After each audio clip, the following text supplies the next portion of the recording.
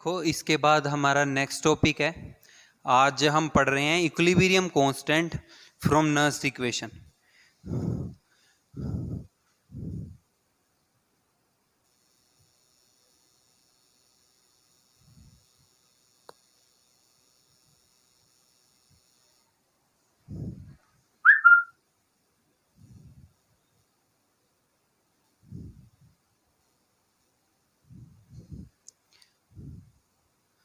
Equilibrium constant for Nernst equation.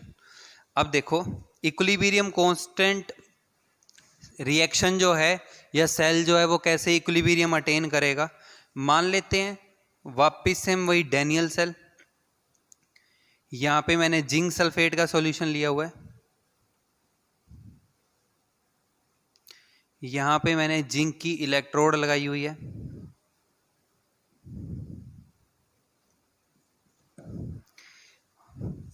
फिर हमने यहाँ पे कॉपर सल्फेट का सॉल्यूशन लिया था, कॉपर की इलेक्ट्रोड थी,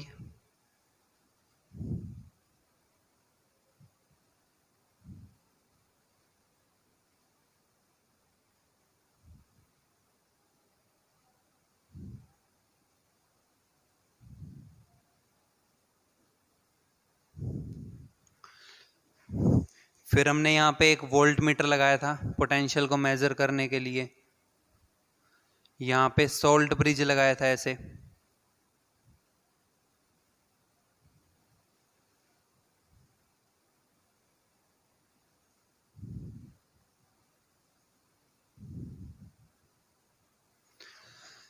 अब देखो, अब इस केस के अंदर मैं ये कह रहा हूं कि इसकी जो कंसंट्रेशन है वो नॉट इक्वल टू 1 मोलर, इसकी जो कंसंट्रेशन है वो नॉट इक्वल टू 1 मोलर।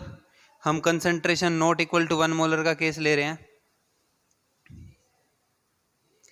अब देखो, इस केस के अंदर कंसंट्रेशन 1 मोलर के बराबर नहीं है। अब हमने ये जब पढ़ा था टॉपिक, तो हमने ये पढ़ा था कि इस बीकर में concentration of Zn+2 was increasing। Last time हमने ये पढ़ा था कि जैसे ही सेल की रिएक्शन होती है तो सेल रिएक्शन के अंदर इस बीकर में कंसंट्रेशन ऑफ Zn+2 क्या हो रहा था, इंक्रीज हो रहा था, क्योंकि यहां पे क्या हो रहा था, ऑक्सीडेशन। और ये हमारे पास क्या था, एनोड था। ठीक है, फिर इसके बाद हमने ये पढ़ा था कि ये क्या था, कैथोड, और इसके ऊपर क्या हो रहा है, इसके ऊपर क्या हो रहा था, रिडक्शन। वो एनोड, उसके ऊपर क्या हो रहा था, ऑक्सीडेशन, ये कैथोड, इस पे क्या हो रहा था, रिडक्शन। और हमने यहाँ ये रिएक्शन लिखी थी कि कॉपर +2 दो इलेक्ट्रॉन को एक्सेप्ट करके क्या बना रहे थे, कॉपर सॉलिड। अब इस केस के अंदर यहां पे क्या हो रहा था, देखो बीकर में क्या थे, इसमें जब हम पढ़ते हैं तो बीकर के अंदर प्रेजेंट थे, एक तो कॉपर +2 प्रेजेंट थे और एक SO4 2 नेगेटिव प्रेजेंट थे। कॉपर +2 तो क्या हो गए थे, यूज हो रहे थे। तो जैसे जैसे रिएक्शन चल रही थी, इस बीकर के अंदर क्या हो रहा था कि SO4 2 negative was left.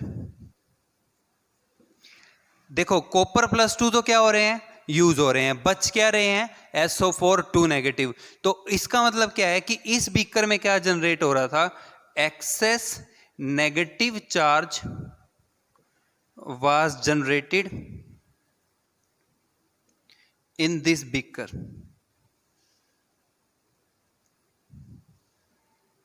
During reaction, जैसे जैसे रिएक्शन हो रही थी तो इस बीकर के अंदर क्या जनरेट हो रहा था, एक्सेस नेगेटिव चार्ज। यहां पे हमने पढ़ा कि इस बीकर के अंदर क्या रिएक्शन हो रही थी, जिंक सॉलिड चेंज होके बना रहा था Zn+2 एक्वस, और साथ में क्या बन रहे थे, 2 इलेक्ट्रॉन। जो बीकर के अंदर, इस बीकर में क्या हो रहा था कि Zn+2 क्या हो रहे थे, जनरेट हो रहे थे, ऑक्सीडेशन हो रहा है तो ये जनरेट हो रहे थे। अब यहां पे क्या हो रहा था इस बीकर में कि पॉजिटिव चार्ज वाज इंक्रीजिंग, यहाँ पे क्या इंक्रीज हो रहा था, पॉजिटिव चार्ज, और उस बीकर के अंदर क्या जनरेट हो रहा था, नेगेटिव चार्ज, जैसे जैसे रिएक्शन जो है वो मूव कर रही थी आगे। अब इसके बाद देखो, अब इस बीकर के अंदर अगर पॉजिटिव चार्ज जनरेट हो रहा है, इस बीकर के अंदर क्या जनरेट हो रहा है, नेगेटिव चार्ज। जब पॉजिटिव चार्ज जनरेट हो रहा है तो हम ये कहते हैं कि इस बीकर में क्या बढ़ रहा था, पॉजिटिव पोटेंशियल। इस बीकर में क्या बढ़ रहा था, नेगेटिव चार्ज। तो हम ये कह रहे थे, ये कहेंगे कि इस बीकर के अंदर क्या जनरेट हो रहा है, नेगेटिव पोटेंशियल। तो देखो अब धीरे धीरे क्या होगा, इसका पॉजिटिव पोटेंशियल इंक्रीज होगा, इसका नेगेटिव पोटेंशियल इंक्रीज होगा। एक टाइम ऐसा आएगा कि जब दोनों का पॉजिटिव और नेगेटिव पोटेंशियल बराबर हो जाएगा, लेकिन अपोजिट मैग्नीट्यूड में। तो जब पोटेंशियल बराबर हो जाएगा तो नेट पोटेंशियल कितना आएगा, जीरो, क्योंकि ये पॉजिटिव वैल्यू है और ये क्या है, नेगेटिव है। जब नेट पोटेंशियल जीरो आ रहा है तो सेल वर्क करना बंद कर देगा। हमें लग रहा है कि सेल जो है उसने वर्क करना बंद कर दिया, लेकिन ऐसा नहीं होगा, ठीक है। तो वो जो स्टेट होगी, उस स्टेट को हम क्या कहते हैं, स्टेट ऑफ इक्विलिब्रियम।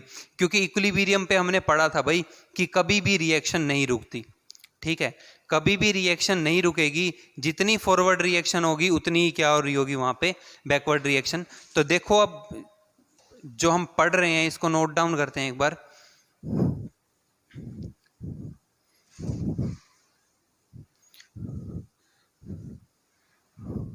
अब देखो हो क्या रहा है, इस बीकर के अंदर पॉजिटिव पोटेंशियल इज इंक्रीजिंग। इस बीकर में क्या हो रहा है, पॉजिटिव पोटेंशियल इंक्रीज हो रहा है। इस बीकर के अंदर क्या हो रहा है, नेगेटिव पोटेंशियल इज इंक्रीजिंग। इस बीकर के अंदर क्या हो रहा है, नेगेटिव पोटेंशियल आ रहा है। हमने ये पढ़ा था कि जो ई ऑफ सेल है वो किसके इक्वल होता है, वैसे ई of cathode minus E of anode.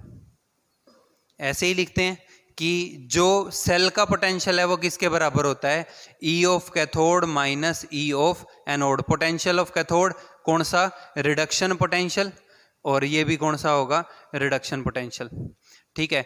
अगर आप इससे पहले वाला फॉर्मूला लिखो तो हमने ये लिखा था, E naught of cell was equal to E of anode plus E of cathode, और ये था ऑक्सीडेशन पोटेंशियल, और ये क्या था, रिडक्शन पोटेंशियल, ठीक है। अब अगर एक वैल्यू पॉजिटिव है तो दूसरे वाली क्या होगी, नेगेटिव होगी। If one value is positive, other will be negative। अगर एक पॉजिटिव है तो दूसरी क्या होगी, नेगेटिव होगी। अब धीरे धीरे क्या होगा, एक टाइम ऐसा आ जाएगा जब दोनों का पोटेंशियल क्या हो जाएगा, बराबर, लेकिन अपोजिट साइन में। अब अगर ये दोनों वैल्यू बराबर हैं और अपोजिट साइन में बराबर हैं तो E naught of E of cell क्या हो जाएगा, जीरो। तो इसका मतलब क्या है कि उस टाइम पे सेल वर्क करना बंद कर देगा, ठीक है। When both half cell potentials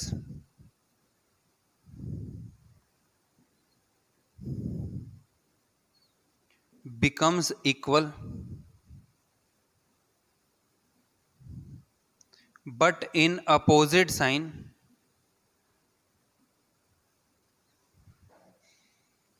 net potential of cell, that is E of cell will become 0। तो जब दोनों का पोटेंशियल बराबर हो जाएगा लेकिन अपोजिट साइन में होगा तो E ऑफ सेल किसके बराबर आ जाएगा, जीरो पे। और जब ये स्टेट आ रही होगी तो हम उसको कहेंगे स्टेट ऑफ इक्विलिब्रियम।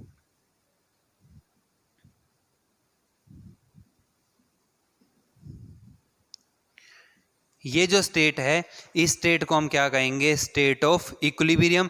तो that is at stage of equilibrium E of cell कितना होगा, जीरो, और जी ऑफ सेल भी क्या होगा, डेल्टा जी भी क्या होगा, जीरो होगा, ठीक है। अब E naught of cell naught भी जीरो एट इक्विलिब्रियम, और delta G naught will not be equal to zero at equilibrium. अब देखो ये क्यों होती हैं चीजें, अब ये कब लेके चलते हैं हम, जब कंसंट्रेशन कितनी है 1 मोलर। तो जब दोनों कंसंट्रेशन 1 मोलर होंगी तो कभी भी दोनों के पोटेंशियल जो है वो बराबर नहीं आएंगे। तो इसलिए हम ये कहते हैं कि एट इक्विलिब्रियम ना तो E naught of cell zero होगा ना ही डेल्टा जी नॉट जीरो होगा, ई ऑफ सेल जीरो आएगा और कोरस्पॉन्डिंगली डेल्टा जी की वैल्यू भी क्या आएगी जीरो, क्योंकि ये हम पढ़ चुके हैं डेल्टा जी किसके इक्वल है minus N F E of cell के। ठीक है, तो अब यहां से हमें एक चीज पता लग चुकी है कि एट इक्विलिब्रियम जो हमारे पास डेल्टा जी और ई ऑफ सेल की वैल्यू है वो क्या आ जाएगी जीरो। तो अब देखो इसको, अब हम नर्स इक्वेशन को मॉडिफाई करते हैं इक्विलिब्रियम के लिए।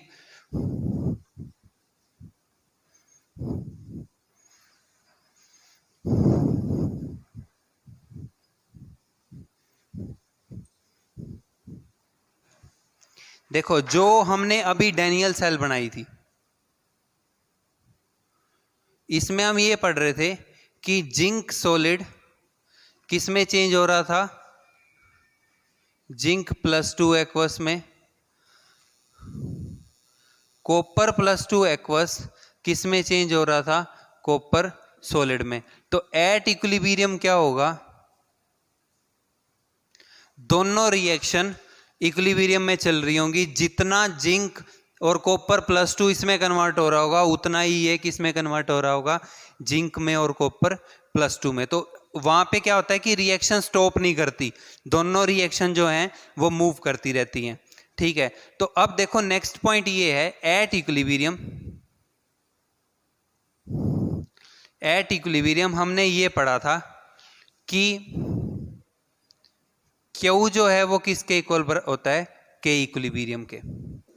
जो रिएक्शन कोशेंट लिख रहे हो आप, concentration of product to concentration of reactant, वो क्यू किसके इक्वल हो जाएगा, के इक्विलिब्रियम के। तो अब यहाँ पे जो हमने नर्स्ट इक्वेशन लिखी थी, नर्स्ट इक्वेशन के अंदर देखो हमने ये पढ़ा था कि ई ऑफ सेल जो है वो किसके बराबर होगा, E naught of cell minus 0.0591 by N log Q।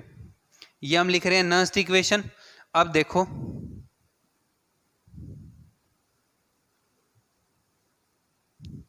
अब एट इक्विलिब्रियम, इक्विलिब्रियम के ऊपर क्या है, क्यू किसके इक्वल है, के इक्विलिब्रियम के, और ई ऑफ सेल कितना है, जीरो। तो ये वैल्यू हम इस फॉर्मूले में पुट कर देते हैं।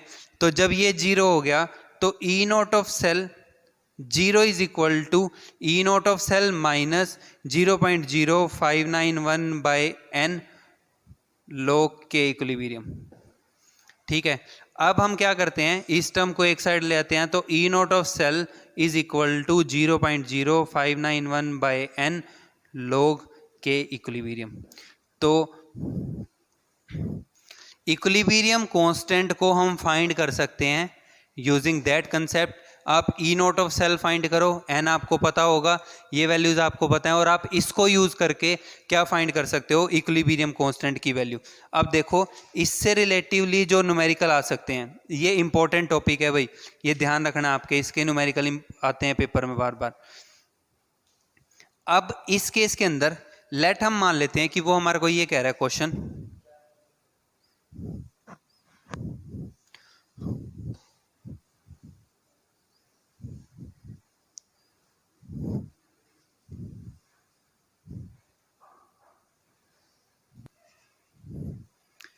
अब देखो इससे रिलेटिव जो क्वेश्चन आते हैं, जैसे वो मान लो ये कह रहा है कि copper solid 2 silver plus aqueous is in equilibrium with copper +2 aqueous plus 2 silver solid, और वो हमारे को ये कह रहा है इस रिएक्शन के लिए E naught for silver +2 to silver is 0.80 volt and E naught for copper +2 to copper is 0.34 volt. अब देखो ये रिएक्शन वो कह रहा है इक्विलिब्रियम में है और आपको वो कह रहा है कि के इक्विलिब्रियम की वैल्यू फाइंड करनी है, कितनी आएगी। अब इस केस के अंदर अभी हमने लिखा है एट इक्विलिब्रियम, इक्विलिब्रियम के ऊपर ई नॉट ऑफ सेल जो है वो किसके इक्वल है, 0.0591 by N log K equilibrium के, मतलब हम ये फाइंड करना चाहते हैं। तो इससे पहले हमें क्या करना पड़ेगा, हमें E naught of cell find करना पड़ेगा। तो देखो ई नॉट ऑफ सेल की वैल्यू क्या आएगी, E naught of cell is equal to E naught of cathode minus E naught of anode. ठीक है, अब इस केस में कॉपर का क्या हो रहा है, ऑक्सीडेशन, सिल्वर का क्या हो रहा है, रिडक्शन। जिसका रिडक्शन होता है वो क्या होता है, कैथोड, जिसका ऑक्सीडेशन होता है वो क्या होता है, एनोड। तो अब कैथोड सिल्वर वाला है तो सिल्वर वाले की रिडक्शन पोटेंशियल की वैल्यू कितनी है, 0.80 वोल्ट, माइनस इसकी कितनी है, 0.34 वोल्ट। तो जब आप सोल्व करोगे तो ये आ जाएगा आपके पास 0.46 वोल्ट। तो जो आपके पास ई नॉट ऑफ सेल की वैल्यू आ रही है वो आ रही है 0.46 वोल्ट।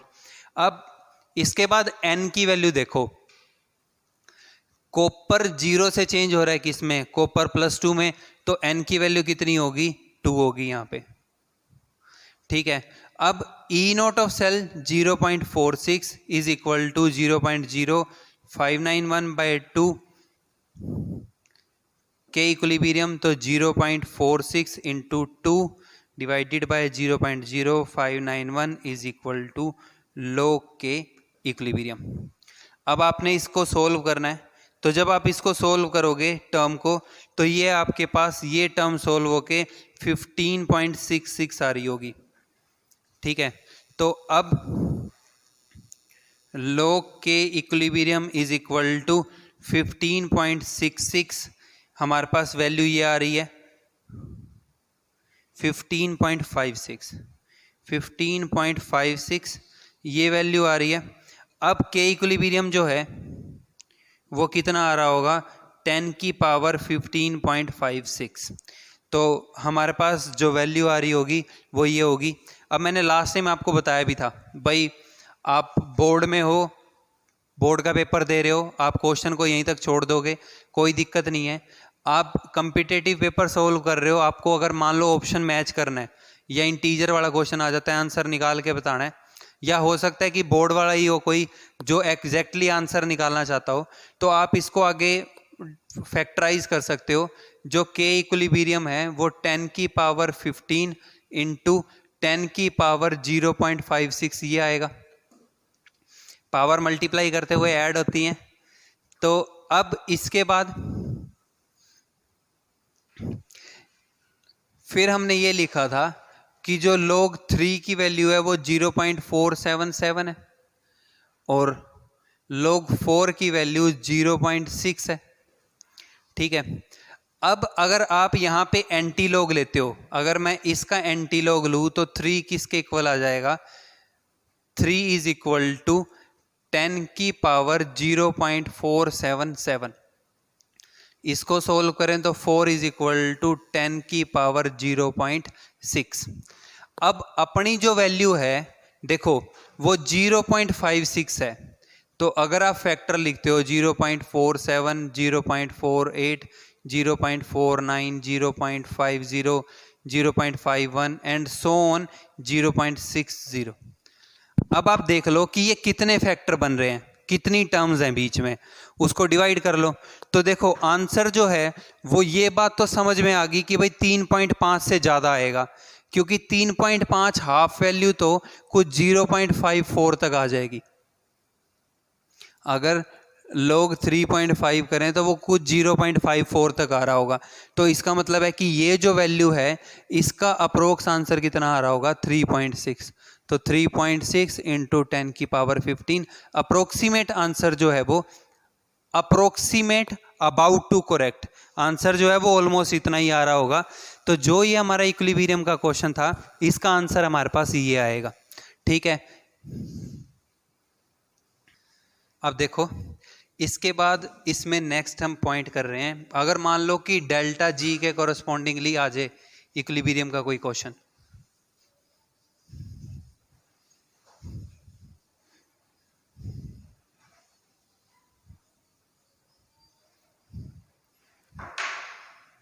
देखो एक हम ये फॉर्मूला पहले पढ़ चुके हैं कि जो डेल्टा जी है वो इक्वल है minus N F E of cell के।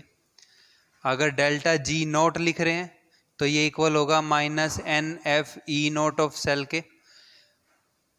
और जब हमने नर्स्ट इक्वेशन ड्रॉ करी थी तो हमने फॉर्मूला यहाँ से स्टार्ट किया था, delta G is equal to delta G naught plus 2.303 R T log Q.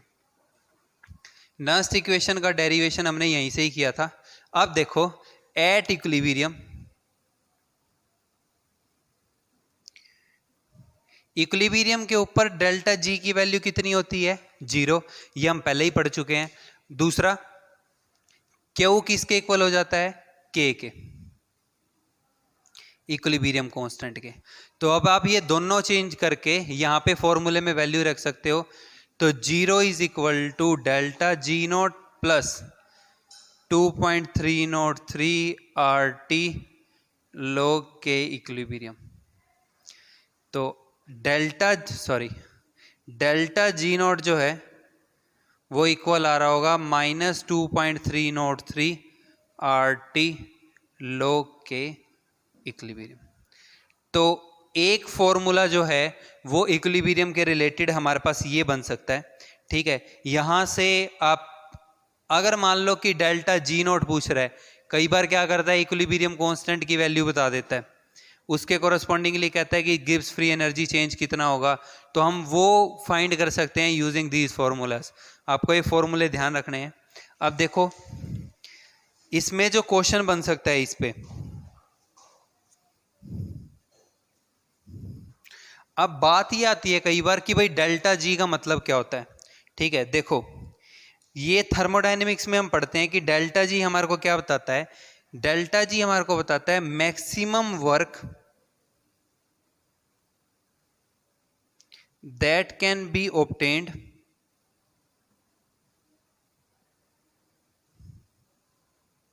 From any cell. किसी भी सेल के अंदर जो मैक्सिमम वर्क हो सकता है, तो डेल्टा जी नॉट क्या कहता है? डेल्टा जी नॉट हमारे को ये बताता है वो मैक्सिमम अमाउंट ऑफ वर्क जो किसी भी सेल से हम ऑब्टेन कर सकते हैं या कोई भी जो सेल है वो कर सकती है। अब देखो इससे रिलेटेड एक दो क्वेश्चन करते हैं। अब वो हमारे को ये कह रहा है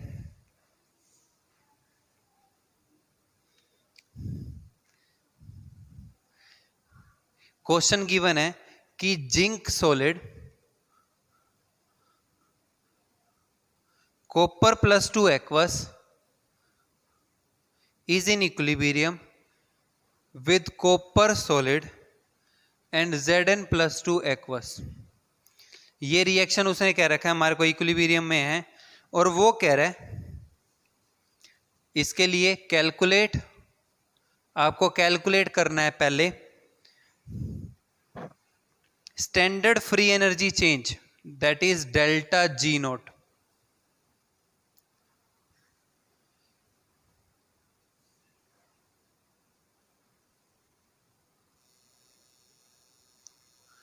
आपको पहले स्टैंडर्ड फ्री एनर्जी चेंज की वैल्यू काउंट करनी है, और वो कह रहा है मैक्सिमम